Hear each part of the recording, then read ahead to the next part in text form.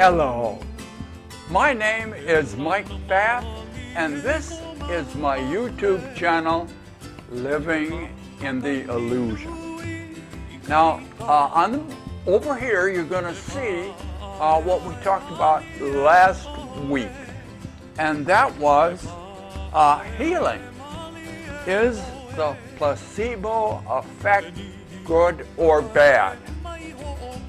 And from that, we discovered the placebo effect is a pleasant effect. It makes you feel better. Now, the problem is believing in the egoic world, well, it's just thoughts in your head, and it's not real because, quote, the placebo is a inactive, inert substance or action that is performed, and the person who receives it gets better. Physically, emotionally, feels better. And so in the egoic world, they say, well, that's not real because the effect was caused by a placebo or inactive substance. But in fact, the placebo is a magic pill or action that convinces the person that something miraculous has occurred and they will get better. Now, when they get better all over. By that I mean they get physically better, and their energy systems in the body, their systems in the body begin to respond chemically and electromagnetically to the belief in the placebo. And all healing is based on the belief in the body. If a very good medication is given to you, but you personally believe it's not going to help you, it won't help you. But if you believe a questionable medication is given, but you believe it's going to work, it's going to work. So what you believe is more important than the truth. And that's what we talked about last time. And now we're going to change and talk about a new subject. And this is our subject for today. And I'll read it off my paper. Remarkable. Did you know your brain is like Einstein's? Oh, this is going to be an interesting discussion. And it's quite daunting for me. I had to do some research and stuff. A lot of information in the description that you can look up some of the things that we're going to be talking about. In the middle here, we have the body, brain, and the combination, the integration. Body and brain, and how they are entangled into one system. This operates as one holistic system. Now, if we go through reductionism and try to get smaller and smaller, we lose, it's interesting to do that, but we lose the understanding that this is holistic. It's all one. Now, it's fun to do all kinds of stuff with reductionism and finding out how all the little systems work. That is very interesting. But for our discussion, we're going to look at this as a whole, and you might consider it a black box. So in a healthy black box, your brain and my brain, your body and my body operate the same.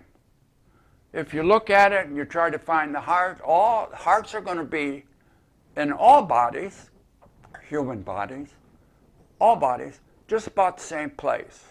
The spleen, about the same place. The liver, about the same place. Everything is just about the same. But then there are a lot of differences between individuals. And we tend to think in the egoic world that the differences are due to the brain. Like some brains are smarter than others, or some brains operate differently than others. Well, that's not true. They all operate about the same. That's because they're all genetically the same. So your brain and my brain operate the same, which leads us to understanding that Einstein, and I put Plato in here just for a difference in time and space. Your brain operates the same as Plato. Now, in research, so you can look it up on the description. It says, how smart were humans 10,000 years ago? 10,000 years ago. Einstein, Plato isn't that old. Here's what it says. They had the same intelligence as us because they were Homo Sapiens too. If you took a newborn child from 10,000 years ago and raised it today, it would be the same as us. Our brains and their brains are genetically the same. Well, now, so the body, the organs in the body, the brain in the body operates the same. Yours operates about the same as me if we're healthy and don't have any constitutional effects. So I have this little diagram with Einstein at the top, Plato over here, and you here. And here in the center is the holistic body, which operates the same for you or for me. So what makes a difference between you and me? Now, if we took a child from 10,000 years ago, or we took you and Einstein and Plato as children, and we raised them, or you were raised with them, today, and you were in the same environment, you did the same things, you know, the kids do, and you grow up. Do you think you would be as smart as Einstein or as Plato? Do you think you would be? Now, if you don't think you would be, and perhaps you would, but most of the time, because there's only one each of those, there's a lot of us. So maybe we would not be as smart as Einstein or Plato. But what would be the difference? Now, if we, and that's an assumption, and I know there'll be some trouble with that, because we think, oh, there's changes in the body. If we make the assumption, holistic body, integrated body, brain, system, one system, and we raise the three of you in the same environment, what causes a difference on what comes out? And in raising children today, what is the difference that different things come out? Now you can say, well, it's not so much the body, because that's genetically the same. Well, it's not so much the brain, because that's genetically the same. So it is not a physical thing. It's not a physical thing that makes a difference between you and me and Einstein and Plato. If it's not physical, grossly physical, if you want to think about it, if it's not this, what's the difference between you and me and Einstein and Plato? If it's not physical. Well, the word that describes that is metaphysical. What is beyond or on top of or in front of the physical. And where does that leave us? It leaves us with another interesting concept of mind. And what is the mind? Now, let's look at some of the things that are said in the egoic world. In the egoic world is the belief, the philosophical belief, that the world is made of matter and there is no other entities. So if there's anything happening that causes a difference, it's got to be matter. It's got to be here. But if these are the same, why the gross difference? Because now, let me find it here. The new theory is everything is energy. Everything is energy. Yet, with much new science, it is proven clearly that everything is energy and reality isn't real. Reality isn't real. Reality comes from the physical aspects of this. And what it's saying now, through the sciences, is that there is no reality. And we can't find it. Part of the reason we're in an illusion. Now, another voice heard from is our friend Albert Einstein. And he said everything is energy. And that's all there is to it. Now, he's accredited with saying that. Maybe he did, maybe he didn't. But it sounds like something Albert would say. So we have something else that is mind, that causes the difference between you and me and Einstein and Plato. It is the mind that is primary. And what is the mind? It is connected with the infinite field of everything that we're embedded in. And what is that everything? The all. And what is the all?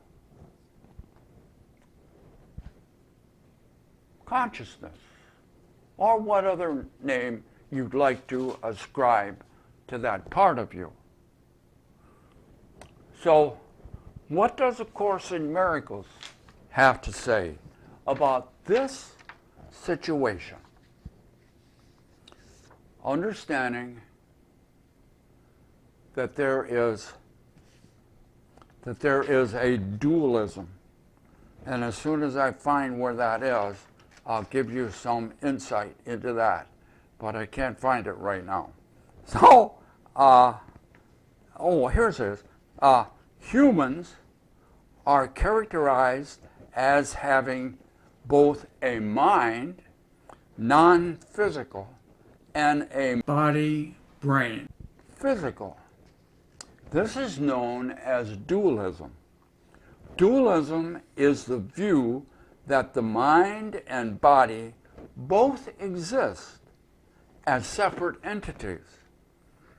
This interaction between mind and body was first put forward by philosopher René Descartes. And there's a reference in there, and you can look up. There's all kinds of different things to whet your imagination. So now, what does the Course have to say about this? And you'll see it up here. First, it is obvious that decisions are of the mind and not the body.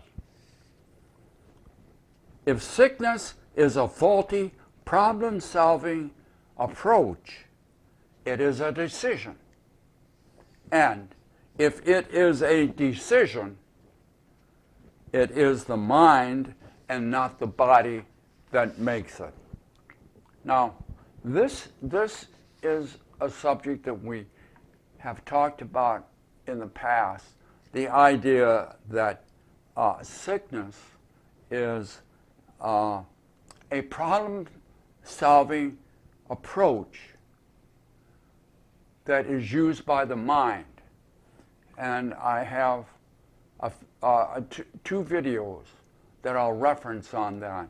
One is called The Body is Servant to the Mind.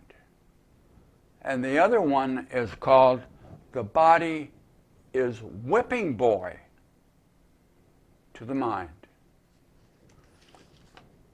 And so in the egoic world, not wanting to have problems with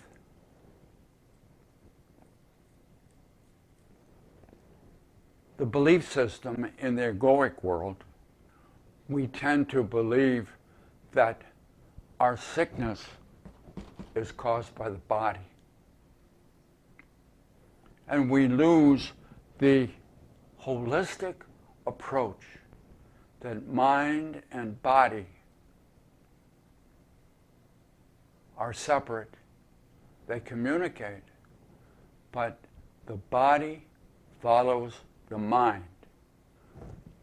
If you get sick, look to the mind. Look to the mind. Because, and I'll reference it again, the mind is the only thing that can be sick. And it's in A Course in Miracles. I'll lay it out. I don't remember the exact words, but we'll put it up here and you can read it. So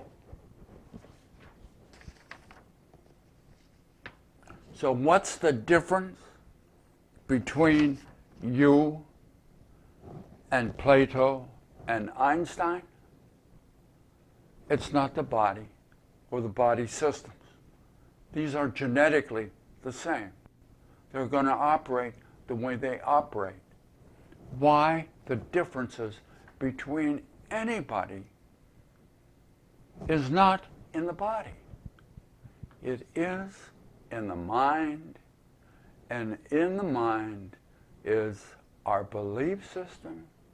And a few videos ago, and I'll put it up here, we referenced was how you create your ego self or your ego identity in the illusion. Oh, there is much to talk about here in the illusion. And so until we meet again, And think about this. You know, we tend to give too much energy to the brain and what it does. And it does magnificent things. But decisions are made from the mind. The decision is made as interpretations in the mind. That decision in the mind is sent to the body, brain system, and the brain processes it and then sends signals throughout the body on how to respond to the decision of the mind. So this is a very complicated system.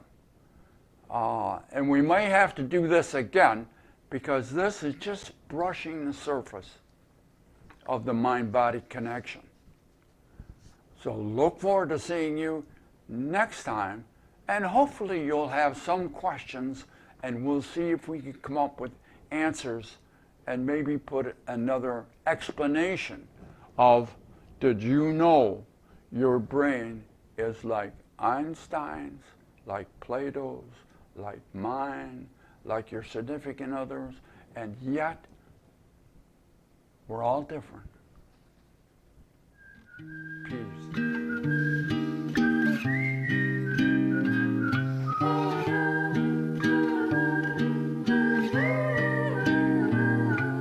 Je t'attendais depuis si longtemps, je suis prête à voler ton cœur. Ici, avec toi, avec moi, je suis prête à voler ton cœur.